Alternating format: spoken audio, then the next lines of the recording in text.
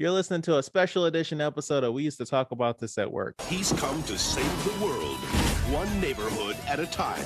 Meteor Man. Sorry, Mike. This week we're talking about Meteor Man. It has come up a few times on the show, and so we both finally sat down and watched it. But before we discuss what we watched, what do you remember about Meteor Man?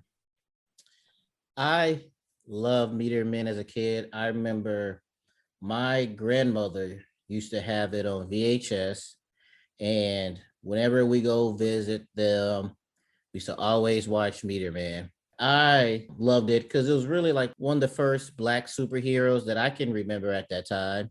I remember it used to be funny. The action in it was good. I liked the storyline. I used to love Meteor Man as a kid. It was just great all the way around. I also remember loving Meteor Man as a kid. I don't think I really thought about how it probably was my first time seeing a Black superhero, but I just remember how fun it was, and it had James Earl Jones or Bill Cosby, like one of them. I remember one of them was the homeless dude in the movie, and they would rub the piece of meteor that they found to like have like a little bit of power. I remember how Robert Townsend was trying to clean up the neighborhood, but they had the drug lords were, a nuisance, and they had that stupid colored hair. And every time I see like a kind of chubby Black man with like weird colored hair, I think back to this movie. And so there's a barber at my barber shop that sometimes colors his hair, and it just always takes me back to Meteor Man. And there's always two scenes that always stuck out to me on Meteor Man. When they had that pose off scene with the book, and also the scene where the homeless guy is changing the channel, and the husband is like, he's like, I know the problem is, it's the kids in that Nintendo. He was like, They be hooking up the Nintendo on here. Like even to this day, like with my son, I'm like, you playing that Nintendo? And he'd be like, Daddy, it's Nintendo. And I'm like, yeah, that's right. You playing that Nintendo. He's like, Daddy, this is a PlayStation. Stop. Right. All right, so we're going to do this a little bit differently. We're going to do a real rundown of the plot, and we're going to kind of throw our little thoughts on the movie as we get to it. So I'm reading straight from Wikipedia here. Y'all can follow along then. All right, so it says Jefferson Reed is a mild-mannered school teacher in Washington, D.C. His neighborhood is terrorized by a local gang called the Golden Lords, led by Simon Kane, and allied with drug lord Anthony Byers. That's the old white guy. One night, Jeff steps in to rescue a woman from the gang, only to end up running from them himself. Hiding in a garbage dumpster, he manages to escape. As he climbs out, he is struck down by a glowing green meteorite. His spine is crushed and he receives severe burns. A small fragment of the meteor was left over and taken by a vagrant named Marvin. Reed awakens several days later in the hospital, but when his bandages are taken off, he is miraculously healed of his injuries. So just from that little bit and what we saw in the movie, I do not remember this movie opening with his neighbors. What do you mean? What part? Like the very beginning of this movie, it opens with him leaving the house, getting ready to go to work. Oh no, I always remember that because I always remember the scene where James Earl Jones is trying on those different wigs. I feel like that was a huge missed opportunity of the movie because I thought in every scene he would have a different wig on. I thought that was going to be like a running joke in the movie, and that didn't happen, and I was very disappointed. It's so funny seeing James Earl Jones and like stuff because it's like he looked so much younger than the last time I saw him, which was in Coming to America 2. Oh yeah. But yeah, and also that line stuck out when he tried to trade records with him, and he's like, "I'd never give up these records." And I was like, "Is that gonna come back?" And I'm trying to think, how does that come back? Like, do they steal the records from him, like the drug lords? Like, how does that come back? It comes back. It definitely comes back. Also, I am disappointed that the whole he had a gig with his band that didn't go anywhere. Yeah, they didn't address that more often to where his friend Mike, right? Yes. Yeah, his friend didn't say, like, oh, where were you at, or Mm-hmm. something like that, or you missed the girls. Like they didn't address that later on. Also, I didn't like to where, well, I didn't like, it's not I didn't like, but I understood he knows the atmosphere that he lives in, but he seemed too calm to, they broke into my car, they stole my stereo and my cello. I'm okay with it, but let me pick up this garbage, this broken bottles and stuff on the ground Right. and throw those away. I thought that they were gonna have a joke where they stole all that stuff in his car except that cello. I Right. was like, that's the joke, right? No, Right. no. I'm like, what are we here, movie? Are we a serious movie? Are we a comedy? Because like we're leaving jokes on the table. Right. That one kid that was beating up the woman, the second one where he said the kid's name, was that the one at the beginning that was in the bandages? No, no, no, no. That was the one at the beginning who gave him the comic book. Oh, He was like, and he okay. pointed to him. Okay. Yeah. Also, I will say that the effects of that meteor going into him were horrific.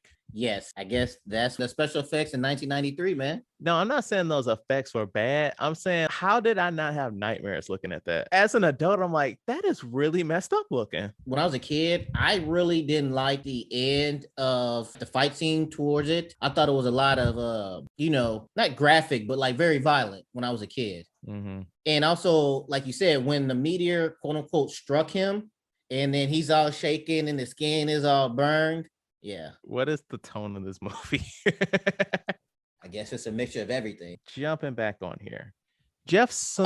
Also, one more thing. So I liked when they removed the bandages and they were like, oh my God. And he looked at him, he's like, pass me a beer. I always look like this. Now they want to have jokes.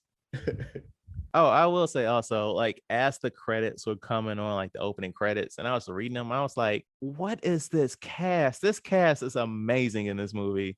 Like, Yeah. like Sinbad, Eddie Griffin, like, what? Okay. Jeff soon discovered that the meteorite had left him with spectacular superpowers such as flight. Actually, I'm gonna skip this because as the movie was happening, I was writing down what his powers were.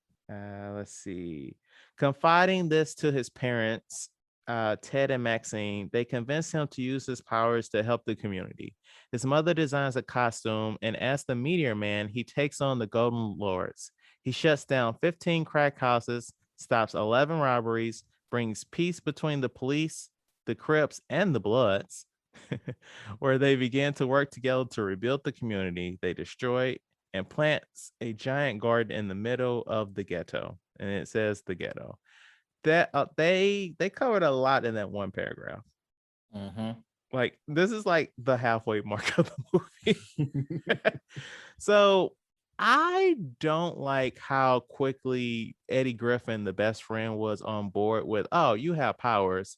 But I do like how quickly his parents was like, all right, you got powers. Okay, Eddie Griffin. They should have divulged more into what he was, being a scientist, a science teacher. Yeah. Because they didn't address who he is. You know, he has a lab coat. He had in the school, he has like a little invention type of thing.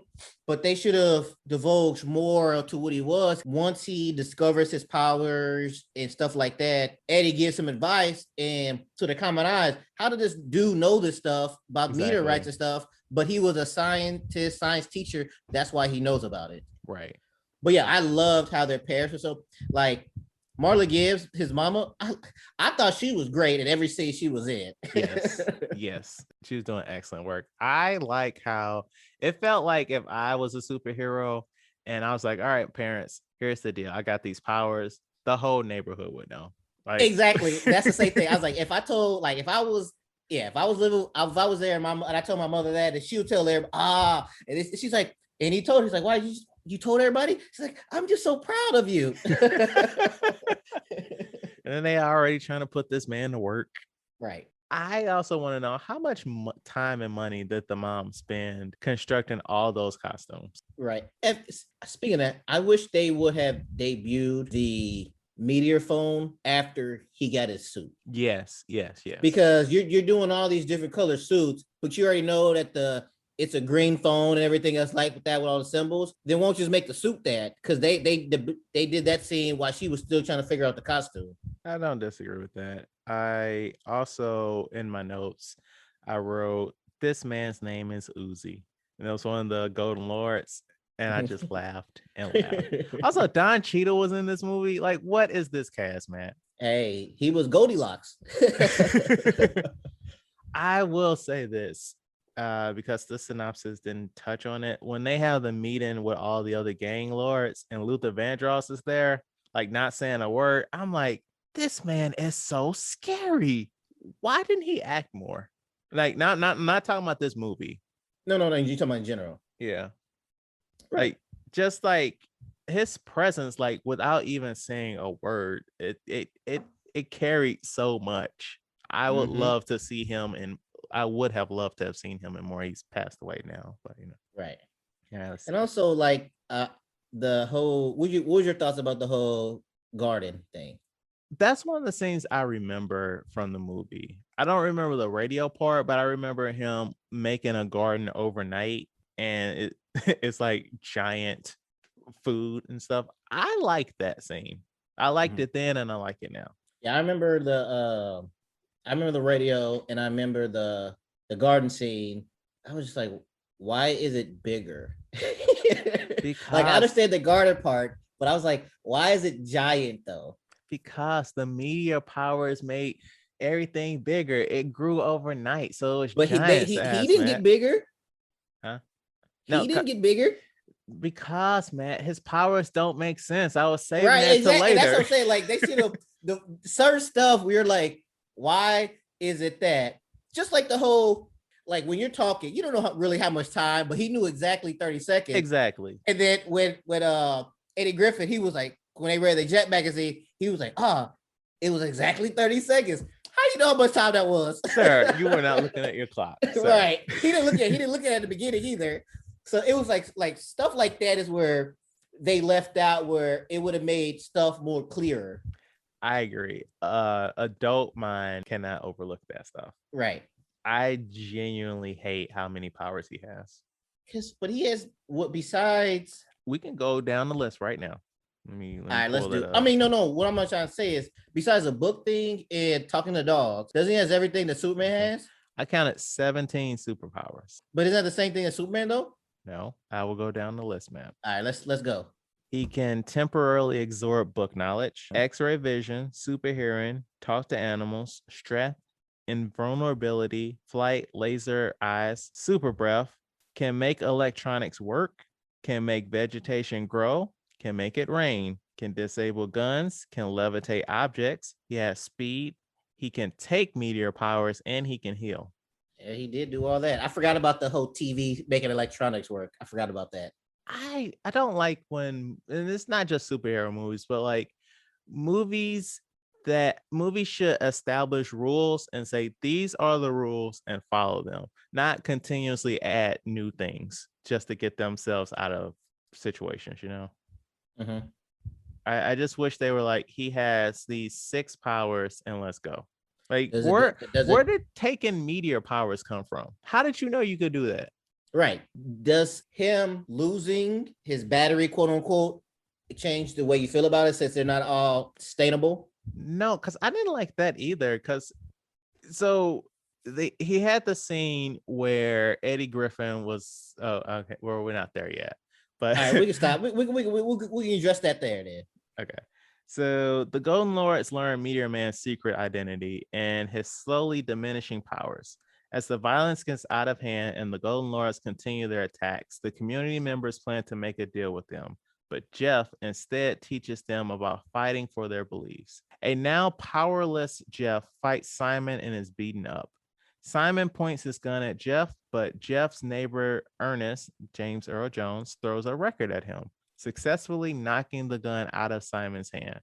Suddenly, Marvin uses the meteor fragment to strip the Golden Lords of their guns. This enables the locals to stand up to the Golden Lords as they fight them alongside Marvin's dogs. Marvin accidentally drops the meteor, and both Jeff and Simon grab the rock from both sides, gaining superpowers and engaging in a brawl. So there's a scene. First, there, I want to say that's wrong. The last sentence. They don't engage in a brawl. No, he didn't. Well, yeah, that too. But also, it says Marvin accidentally drops the meteor. No, he got hit with his head got hit with a potato, and that's what causes him to drop the can. I think we need to edit this wiki entry. Yeah. So the scene, okay, so they kind of set it up a few times early on in the movie after he got powers where he just could not wake up for anything. And there's a scene where the bad guys come to his apartment and his dog saves him and he just wouldn't wake up. And so Eddie Griffin's like, your powers, they need to recharge. That's why you sleep so long. And I'm like, okay, but then he doesn't have powers. So which one is it? Either he sleeps too long and his powers recharge like a battery, or he only has powers for so long and then they just don't come back. Like, which is it? Like, I don't like that inconsistency of it, you know? They made it seem like he slept so long, but it wasn't like days later though. It Right. was like, honestly, it's kind of like a regular nap. He slept for like a regular like nighttime sleep. He slept for like 8-9 hours. So it Well, was like, what? the one time when he made that, the day he made that earthquake happen, he overslept a couple of hours for work Right. and the So that's dog like a couldn't normal wake him sleep. up. Right. So Okay, they I made see it what you're seem saying. like you'll think like, oh, you've been sleeping for like 2 days to recharge, but it's really like you slept a couple more hours than you normally do. Right. So I But wish they would have also, explained it like, oh, you've been sleeping for 24 hours or something like that. but you But then yeah, also, but then it still were wouldn't you address what you were recharging? saying. Right. So like, why are you sleeping then? If your powers are gone, your powers are gone. Yeah, you're right. So I didn't like that inconsistency of it. And obviously this is adult brain speaking. I didn't like the whole. Okay, I get it. Like we talked about, he would never do nothing for the record, and they basically when the neighborhood turned on him, they was all happy about him when they were saving them and stuff. But as soon as they realized that, he's causing with yes and no, he's causing more problems, and they want to get rid of him. And then that's when they realized they were in their. What he said is they realized their wrongdoing. As a kid, I remember this battle a lot more vicious. Me watching it now, you got JJ Jones throwing records. You got one lady throwing potatoes. You have, and they're just hit with brooms and things. And I'm just like, oh, okay. I thought this would be more. I thought it would be more action packed. I remember. I used to remember it'd be more action packed than what it was now, and That's that's that where the kid brain. '93 graphics or special effects come in because in a scene where they get their guns taken away, you can see the little string for the guns disappeared. Also, I don't like how, like, another thing that they set up but didn't do anything with. So early in the movie, Eddie Griffin is like, "Hey, you broke up with Stacy or whatever his girlfriend's name was. You need to Mhm. move on." Okay, cool. And then they have that scene in the school library, and he's making eyes with that one teacher, and you're like, oh, "Okay, this who's gonna move on with." But then they revealed that was his ex, and you're like, "Oh, okay." Wait, And that was his ex? that was Stacy. Oh, I thought that was just a new girl. Oh, but that No. was Stacy though. Yeah. And then there's a scene later on where he's like, okay, I'm gonna try and get her back. And then Sinbad busts in. And it's like, first off, what movie were you in, Sinbad? And that's not like an insult. It's like you just came in. I don't know what is your character, Sinbad? Like, this is the first black woman I ever dated. Like, what are you talking about, Sinbad? Hey man, he said that he what did he say his real name was? Clarence or something like that. Yeah, something like that. So he was hilarious. So it's like, okay, you have an obstacle. And then he runs into him at the mall and he makes some more jokes, but then like that storyline is never touched again. So And why I wasn't laughed in at the that. He movie? because I laughed at that part, and he's like, "Yeah," and I'm about to get dressed, played it. But yeah, love Sinbad. Man, is hilarious. But like, why? What were they doing with your character, man? So also, I didn't like how the scene before the mall scene. Oh, he said it's in the movie. Oh, sorry, I'm just looking it up. His name was Malik, but his it don't say what his other name was, his real name was, but it was something like Bernard or something. Right. But go So ahead. the scene before the mall scene, Robert Townsend is at school, and out of nowhere, the Golden Lords appear, and they're like, "Hey, you're Meteor Man. You're messing everything up." And Eddie Griffin saves him. And the very next scene is the mall scene where Eddie Griffin, who knows that Meteor Man has a target on his back, is posing as Meteor Man in a All right. public forum. So, okay, perfect. Two scenes I want to talk about. So, prior to the school scene, Robert Townsend is grading papers. Was it like a briefcase in front of him? And he folds down the briefcase and everybody's there. Right. So, you didn't see all these people come in? Because at first I was like, is this a dream sequence? And then I was like, oh no, this is real life. So I'm like, you didn't see none of these people in there. Also, another thing, when he was grading the papers, he was putting his finger down like he was like stamping something on the paper. Do you know what he was doing for that? He was absorbing the knowledge from the paper. Instead of reading it, he would just automatically get it. Okay. I was like, is he like burning something like an A or whatever? I don't know what he's doing. And then, like you said, the next scene, Eddie Griffin was doing that solely for the purpose of getting a girl. Getting any girl. Well, no, towards the end, he said he wanted the news reporter girl. Janice. He wanted Janice to be there. That's right. I was just thinking, wouldn't have it been easier just to go to the news station to where Janice is at? Because why would you go to the mall publicly to do all this stuff? And then all this stuff happens. So then now realize they think Eddie Griffin is Meteor Man. It's supposed to be a secret identity. Let's pause the story right there. He's not wearing a mask, or we even pretend Clark Kent glasses. He's not wearing a mask at all. Just a uniform. How don't nobody know him? And plus, everybody in the neighborhood knows who he is. So how does nobody know who he is? Right. Then okay, so let's fast forward to the end where he's like, give me my uniform back. Right? Where does he do that at? Outside the mall in plain view of everybody, and then he with everybody walking out there. He's flipping him up, doing all this stuff.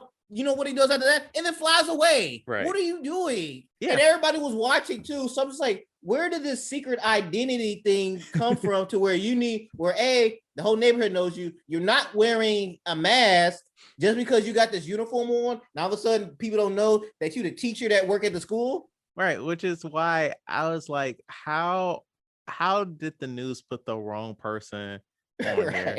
I love John Witherspoon. Yeah, I was like, John Witherspoon in this too. Jesus. I don't remember him being in that. And he called himself the Flying Man. He was like, "But you spent time in jail." Yeah, I paid my time, and I'm a boxer now. So if anybody when it comes, right. Yeah. So I don't know. It felt like this movie didn't know what it wanted to be, because like there were parts where it's like, okay, your whole neighborhood knows who you are. So you know what? I'm just not gonna have a secret identity. That's not a thing. My costume is just a regular suit, like no mask. Cool. That's what we're doing. We're not doing secret identity. We're not playing with that. And then, like you said, all this other crap, like in the mall where he's wearing a mask and you're just flying all about, and the news is like, "Who is this man?" And you going to work like normal.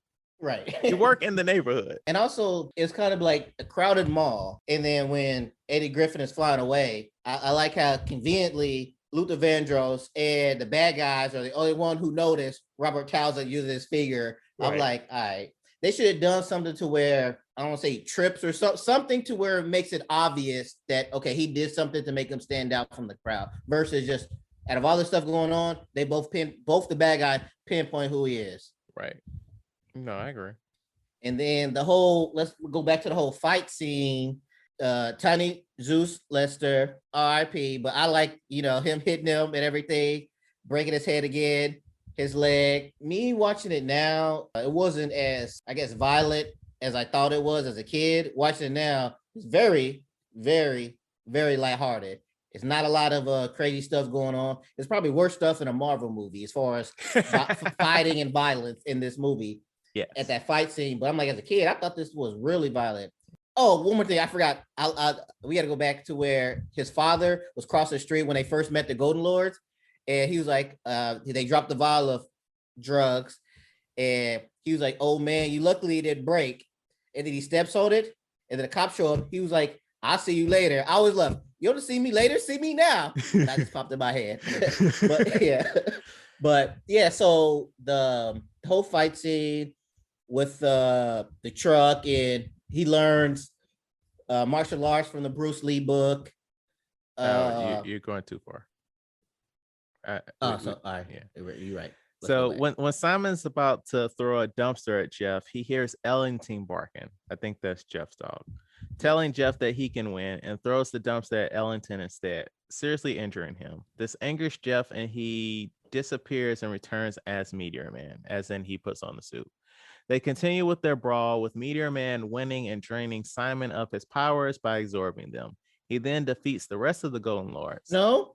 That's Oh, what sorry. Shit. that's what it says. That's not right. I agree. The locals all gather around Ellington, who is now laying on the street, whimpering in pain. Jeff uses his X-ray vision to see that Ellington's ribs are broken. Before Jeff can do anything, his powers fade away again. But just then, Marvin comes over and uses the last of his powers from the meteor fragment to heal Ellington's injuries, thus saving Ellington's life. The locals applaud.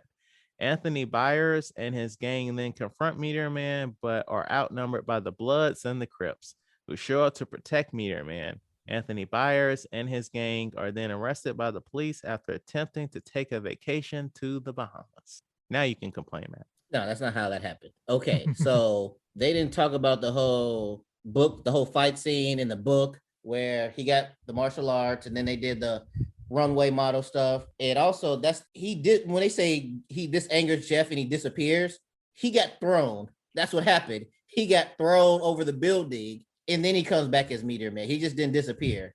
Yes, that is accurate. Kind of like once he had the suit on, he became better, more confident. Yeah, it's like the suit helped him because he already had the powers, but once he had the suit, then he was able to, which is another thing, not think about it. Once he had the suit on, he came back and basically whooped their ass and won. Mm-hmm. He needed that extra confidence boost of wearing the meteor suit versus his regular school teacher suit. yeah. Like I'm watching it, and like they absorb that modeling book, and I'm like, we can't do that these days. And that's I thought about that about the Bruce Lee thing. I'm like, could he? I mean, all he's doing is just making the Bruce Lee sound. I'm like, could you do this in 2021? And then the modeling thing, I'm like, yeah, because you're not hitting at the modeling, you hitting at that. So I was like, nah, you can't do that in 2021. I don't know. It kind of annoyed me with the Crips and the Bloods coming in to save him, and I'm like, yes, and that's the thing where they need to, right? They should have done something to where when they start fighting, Eddie Griffin comes in there, he gets knocked out or whatever. They should have done, and then at the beginning when they brought the trucks in, they were like, cut the phone lines. In 93, they didn't have cell phones. So they should have made the thing where they cut to a scene where one of the characters is making a phone call or something like that. Then that would make more sense than just randomly them showing up, because how did they know about that? Right, I got you. Somebody ran on foot to alert the local Crips and Bloods. Let's see. So overall thoughts, Matt? Good story, plot holes, but good story where I believe they need to make a new Meteor Man, 2021 Meteor Man. And if you say Michael B. Jordan, I am ending this podcast right now. No, definitely not. It needs to be, but I wanted to follow the same guidelines that Robert Townsend put in, to where a regular dude who gets these powers, conflicted about doing more than what he wants to do. I would like for it to be, I'm trying to think, what's a remake of a movie recently? Like Down to Earth? What's Down to Earth? No, I'm sorry. I'm not naming a movie, but the movie is basically about the neighborhood. You're not trying to save the world. No. I just want to make a remake of the movie. Right, but you're trying to compare it to something. Like you said, right, I'm trying to think of, set. No, I'm trying to think of another movie that's been like, that was 20 years later, they made a remake of it, but make it better. Not worse though. But yeah, like I don't want it to be like you said, Michael B. Jordan doesn't need to be in it. It needs to be I don't want to see a comedian, because Robert Townsend did do comedy, but this movie wasn't a comedy. It was a movie. It could have been a comedy. It could have been, but like it was. It had funny parts. Yeah, that's what I'm saying. It had funny parts in there, but I wouldn't consider I'm not gonna say Meteor Man was a comedy. So I don't know at the top of my head who, like, who should play Meteor Man, it should be an older person. He Or wasn't that old when he did it. oh, hold up, let me look this up. My bad. Let's see. If I'm a guess, and I'll say maybe he's like 32, 33 when he did it. That's my guess. This was it came out in 93. He was born in 57. So 3 would be 63, 36. 36. Okay, let me see. I'm gonna type in 36-year-old black actors. I mean, it doesn't have to be one for one because I was thinking the guy that played Dr. Dre in Straight Outta Compton. yeah, I can see him doing it. Of course. He's got First, that no, look, I just typed in 36 black actors. Oh, Mhm. 36 black actors. It says 36-year-old. I'm like, of course, you get the same top three: Michael B. Jordan, Chadwick Boseman, Idris Elba. Yeah, I could see like that, like Dr. Dre doing it, like they do that play. I mean, he's got that a similar build as Robert Townsend. So that's kind of what I'm thinking about it as. And we know he can act. I can't say who I could see as the best friend. Like you go for a comedian, obviously not a Kevin Hart because he's way too big. But Lil Rel. I can see that. I like, yeah. And then like you do a pivot, you bring back Eddie Griffin and he plays the James Earl Jones role, and you make Robert Townsend the dad. Who would you play as the homeless man? Because that one's supposed to be like the celebrity who's big celebrity who's surprised that's in it type of thing. That's Who when would you you pick bring for in that? Idris. Nah, it's gonna be somebody older. Who would I pick as a celebrity? Somebody older. Danny That Glover. people like, oh wow, I can't believe they got in this, or I can't believe they got a cameo in this. But Danny Glover's too old, I feel like. Yeah, but somebody Oh, big enough name. what about Anthony Anderson? Because like just thinking about similarities, like Between you're right. Yeah, Anthony Anderson could work. Yeah, but you know who gonna play the mama, right? you bring back Marley Gibbs. No, the woman who plays mama in all the movies. Oh, Loretta Devine. Yes, she plays her mama in all the movies. No, I don't want that. I don't want that. All right. Whatever's the role to be like, I need a black mama. I'll play that role. But I guess what's the point to hire like classic black sitcom actors like for those two roles? I don't know. I have to do more. I have to see what was his thought like how did he decide to cast those people? But like to me, it would like you should do it the same way, just in today's times. Pay respect. So, but like right now, but who would be the in 2021? Who would be the mother? Like off that going off your what you just said. Either you're right. It would like the way we cast now would be Loretta Devine or I can't think of her name. I think she's from St. Louis. Who plays his mom on Blackish? Oh, she was in the movie. She was. She was in Meteor Man. She was the injured kid's mama. Oh, that's right. Yeah, she was in the movie. Oh, Matt. What? You do that intentional. You bring her back, and we say that it's Jennifer that Lewis. Kid. Jennifer Lewis. You say Dr. Dre is that kid as an adult because, like, in my mind, we don't do a full reboot. Oh, when you say Dr. Dre, I was like, oh, you mean the guy? Okay, I got you, the cast guy. You saying that he grows up and becomes a new Meteor Man? Yeah, like because you don't do a full reboot. Like it's enough. Like if you haven't seen the first one, like we're giving you enough to where this works, but there's also stuff in here for people the fans of the original. Oh, right. Oh no, you're right because that makes sense because he was giving him an advice on how to. But you don't need a cameo for Robert Townsend though. I was saying he should play the dad, but like let's back away from that. Right. Yeah, he should make some cameo to where that kid gets the powers and he's conflicted about something, and then Robert Townsend's there to give him like not a Stan Lee type cameo, but the person that gives him the great power comes great responsibility talk type of thing that gets him going. Yeah, I agree. I wish we had money because like obviously we just bring Robert Townsend back, but we're like, hey man, we giving you this money, but you're not gonna have all these plot holes. Right now, we need to fill all that shit up. All right, we filling all those stuff in. All right, we gotta, yeah. That's right. No, that would make perfect sense since he taught him how to quote unquote run away. Yes. Now he has these powers. He doesn't have to run away. Not just that he should not. It is wrong to run away. Right. It's wrong to run away. You need to stand up to bullies and whoever. And then you get Jennifer Lewis as the mama.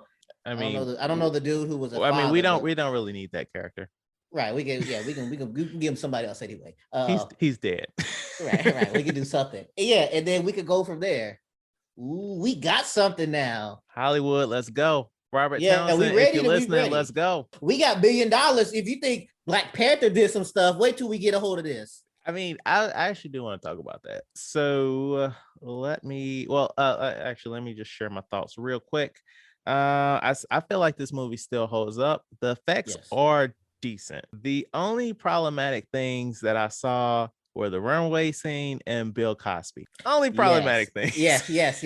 That was the thing. It's like, he used to be the was it America's America's dad. dad. Yeah. I was like, you see how I try not to say his name on this podcast. I was like, the homeless guy. I mean, I avoided it too. Right. So I was like, yeah, that part don't hold up. But yeah, man, like I would let my daughter see this movie. Like, obviously not now because she's not one, but like she gets 3 or 4. She kind of understands stuff. She gets a tolerance for movies. I'd be like, let me show you something from when I was a kid. She may hate it, but I would show it to my kid. Speaking of that, when I rewatched this recently, I had my son came in and he watched about 50% of it from the middle to the end.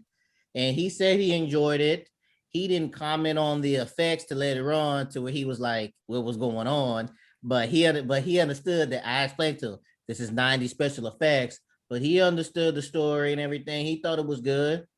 So I definitely think it holds up besides these plot holes that we addressed. But no, it's still rewatchable in 2021. Yeah, like cast is amazing. Soundtrack is really good. It has an overall positive message. It's a lot of fun. And I'm just mad that I probably haven't seen this movie in like 25 years. Yes, I agree. I was like I told you, I used to see it when I used to go to my grandmother's house as a kid. That was probably the last time I seen this. So it has to be, like you said, like 20, 25 years. Last time I seen this. Right. But it was good stuff. So what I want to address, this movie did not do well. Reviews were trash. The box office were trash. The Rotten Tomatoes on this is 25%. Yikes. And the box office, so it had a budget of $20 million and worldwide it made $8 million. Damn, really? Wow. But this is new for us. I did include the Amazon ranking. So out of 590 ratings on Amazon, this movie has a 4.7 out of 5. And what is that over here? This is from Amazon of people, that left reviews. Oh, okay. Amazon. Okay, then. So like it does have love. And I feel like there is an audience for a remake or I think so. A light continuation. Like I genuinely feel like, especially in this age of like bringing up old properties, and we're in the time of superheroes, I feel like if a studio this is an MGM movie, right? It was a Metro Godwin Mayer. MGM. Oh, MGM. Oh, okay, that's what yeah, it was an MGM. And you did see that Amazon just bought MGM, right? Yeah. I feel like there could be a real possibility that within the next 10 years we get a remake. I genuinely feel like this. Well, with Amazon behind the helm. Right. I kind of thought they would after the success of Black Panther, to where not pandering, but like, oh, when people be like, oh, this works, let me throw one out there too, type of thing. Oh, black superhero, let me throw out another black superhero and see it catches fire like this one, to where or is the thing like maybe since it did so bad that like if you weren't black kid during this time or whatever, you still know about this, is that could be a thing. That's part of it, but that's why I included the Amazon. Like there are people out there that do love this movie. We love this movie. We just need the right black executive to get into power and to make this happen. Or we need Robert Townsend to like bang the drum a little harder to get somebody to look at this. And the reason why I say Amazon, since they own MGM, might make this happen is because a lot of these companies are on this diversity shit right now. Right. And so that's why I feel like if they got enough black people in the right roles in Amazon, and they just bought this studio, and that studio owns this movie. I feel like we got a good chance of this happening. Maybe we should start a petition to get them to do Meteor Man only if we get to be executive, because executive producers, when you get paid for how well it does or something like that, right? Or Well, is that just for albums? no, all of that is based on what you have in your contract. So you could be an executive producer and you just get paid and you just walk away, or you can be an executive producer and you get a percentage. I want to be an executive producer with a percentage, and I give you all these ideas I have for this movie. Yeah, see, I want to get paid because at the end of the day, I don't fully trust our people. We should get it. We should. Whoa. I didn't say that in word. No, I'm just saying. You say you don't trust our people. I don't fully trust us to show up to the theater. Like, yeah, we did it for Black Panther, but I also know how we are and piracy, and we got the bootleg man and all this. But I think this is different because a lot of people, when Black Panther came out, a lot of people, that was new for them. Black Panther was new. So now you will have people like us and our parents. Oh, we know Meteor Man. Let's see what this is about. But then you also have the younger generation who are like, oh, a new black superhero. If the trailer is right and you have, because think about this, in 93, when they came out with this, you're dealing with stars. All of those people were stars. Let me take that back. Eddie Griffin and to us. No, actually, well, yeah. No, they weren't.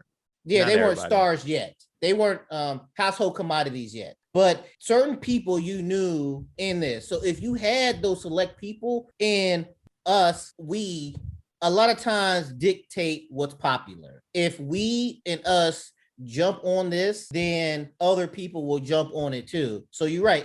It does depend on us. Since this is not attached to, it's not like Black Panther where you're attached to Avengers, Iron Man, Captain America. This is you're going to be your own thing. So it is going to be us pushing this up forward. But I think it would. I mean, if this actually happened, I would be at the midnight release of the movie. Me too. Definitely. 100%. Those are our ideas for Meteor Man, the reboot, but it's not really a reboot. It's actually a sequel, but shh. Right. If we have, whenever this movie comes out, and this is going to be. No. Jeff Bezos, you own MGM now, which owns Meteor Man. You call Robert Townsend. You tell him to get in contact with us. We will take scale. We will take minimum wage for the film industry, which is a lot of money for us. I was like, minimum wage. It's better than that. It's called scale. We will take that and we will give you these ideas. We're young. We grew up with this. We will tell you what the people want to see. We will. You already got a sample. Just give us the opportunity. And this was just up on the top of the dome, something that we just done recently. Imagine if we had an incentive to do this. Right. Besides the money, also get your boy name in the credit at the end. It could be at the bottom, at the last one. I just want my name in the credit somewhere. Let's do a quick trivia dump, and then we're gonna talk about how there actually is a sequel to this movie. Yes. So the Riddler from Adam West's Batman was the white drug kingpin. Wait, what? Yeah. Mr. He played the Riddler in the Bat. Oh, Anthony Byers. Yeah, he was the Riddler. Okay. Though he has no screen time, Chris Tucker is the voice of the MC in the mall when Eddie Griffin pretends to be Meteor Man. Wow, I didn't know that. He is a distinct voice too. You think that? Yeah. Okay. Rumored to have gone through many rewrites and changes while in production, resulting in many plot holes, including the exact abilities Meteor Man has, as well as subplots involving Jeff and his personal life. Okay, that makes sense. This is not the only time Robert Townsend has played a superhero. He has also played one in Up, Up, and Away. It's a Disney original movie, like TV movie. Okay. I've never seen it. That was a little bit past my time, but Right.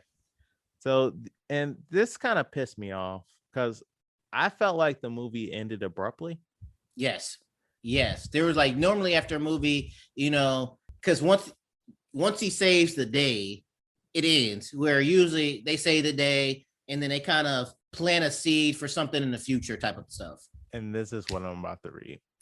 The original ending had a more confident Jeff standing up for himself and the community and using his role as a teacher to better everyone's life. He then gets approached by Michael, Eddie Griffin, who tells him that an even bigger piece of the meteor that hit him was found in Arizona. The two then agree to buy plane tickets so that Jeff can get his powers back and once again become Meteor Man. This is followed by Michael trying to talk him into letting him get some power from the meteor so he can be his sidekick. It then ends with Michael throwing out names to him such as Comet Boy, Chocolate Thunder, and the Flying Wonder. I like Chocolate Thunder.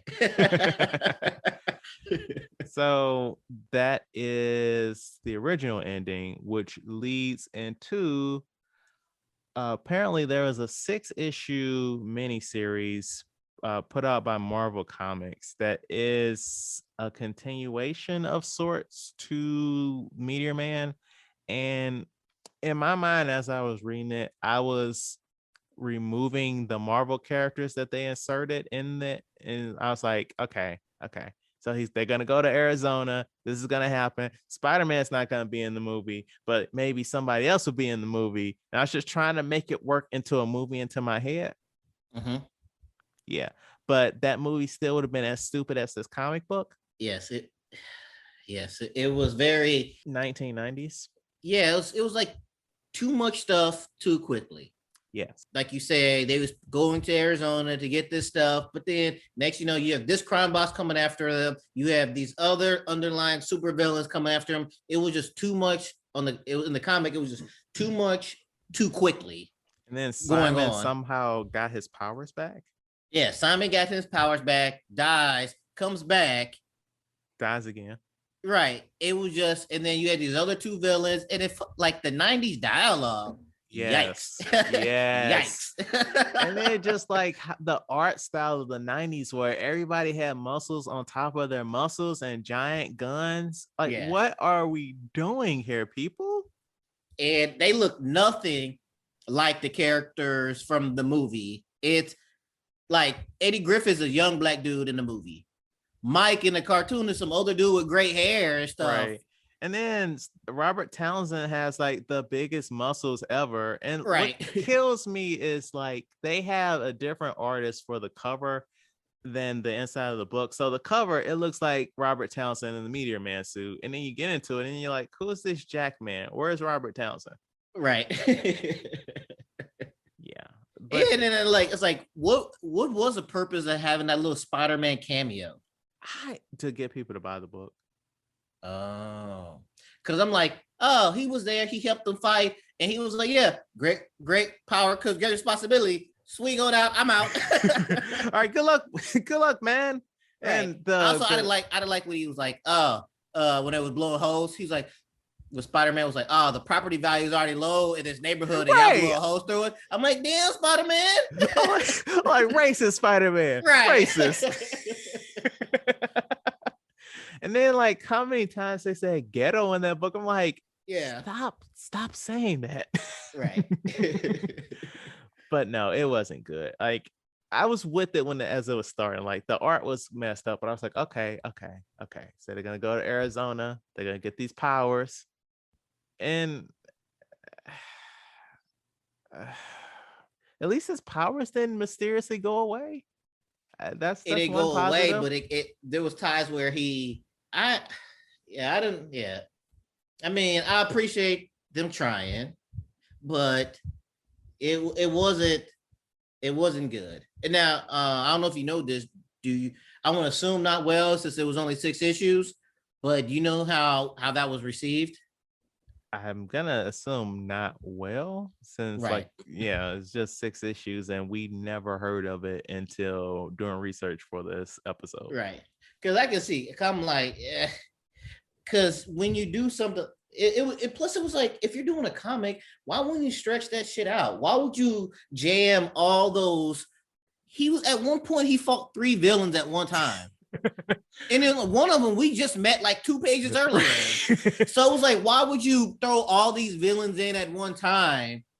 It was just weird. Like, it was like they already had their storyboard, and they was like, all right, we got 6 issues to get this in, so let's crunch it all right here.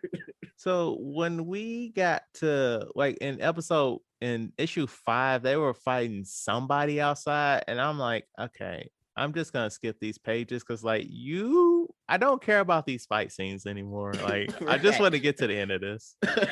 Right, because it was just it like the dialogue. We talked about, well, does Meteor Man hold up? Besides those 2 things we mentioned, it stands up. This comic does not stand up as far as a dialogue. They need to go through sensitivity training, diversity training, or something. Because that dialogue, I'm like, that does not work now. We cannot do that. No, Right. This book needed to stay buried wherever it Yes. was buried. Yeah. It was nice going down this road, revisiting this movie, and just kind of spitballing what a sequel could look like. It was good reminiscing about this old movie and rewatching it again, get new perspective on it. And it was good because I was able to write it down, like what I remembered, and then watching it again. I was totally wrong as a kid. I was an idiot as a kid.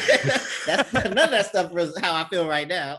So it'd be good to do that for other movies. Remember, other movies that we watched as a kid that we highly regard, and then watching it now and be like, oh, either A, it stands up, or B, it doesn't. So yeah, we should do this again. So I want to do this in reverse. Like, obviously, we're gonna watch Space Jam next month, but I want to watch don't watch Space Jam 1. Let's watch Space Jam 2.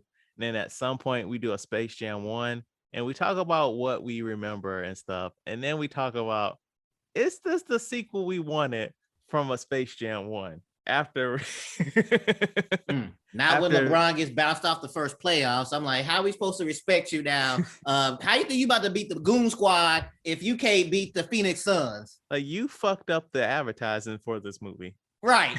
And then he'll talk about it in the press conference. Well, he gonna be focused on them. You better focus on them. You out the playoffs right now. Yeah, I definitely want to do this again. This was fun. Yes, I agree. We definitely should. And we hope that you enjoyed it too.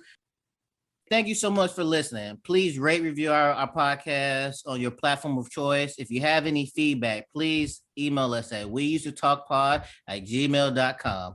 Like our Facebook page, We Used to Talk About This at Work, and follow us on Instagram, Twitter at We Used to Talk Pod. There goes the news. Did I mess it up enough? Nah, that was good. I like that. Okay. All right, we out, but we had fun, y'all. Bye. Right. That was good.